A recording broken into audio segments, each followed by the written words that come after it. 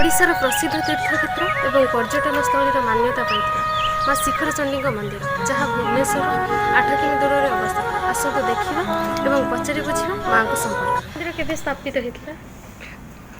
मंदिर 30-35 स्थापना हो 30-35 माने मुझे कथा पचारुଛି माने ठाकुराणी केबे रहुଛନ୍ତି सेमिति किछि ठाकुराणी जी राम जो आस्ते राम लक्ष्मण वनवास जाइतले आज्ञा 14 वर्ष वनवास करथिले जो कुछ जाइछन मां जो लक्ष्मण आंकी माने आपण कहवा कथा छी तृतीय जुगरु मां अछंदी एठी तो मंदिर केते बेले खोले?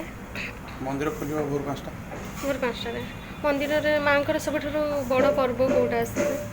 बड़ पर्व हमर यज्ञ हुए माघ षष्ठी मंदिर रे मांकर भोग कोन हुए स्पेशल को भोगटा होइते?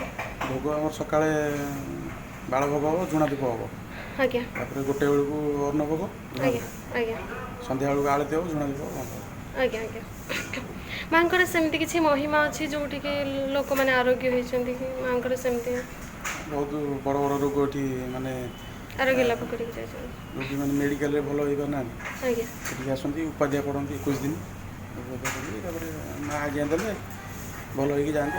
माँ शिखरचंडी महिमा अनेक एवं यह शिखरचंडी पहाड़ पाददेश प्राकृतिक दृश्य जहाँ ओडिशा नुहे समग्र भारत एक नियारा परिचय सृष्टि कर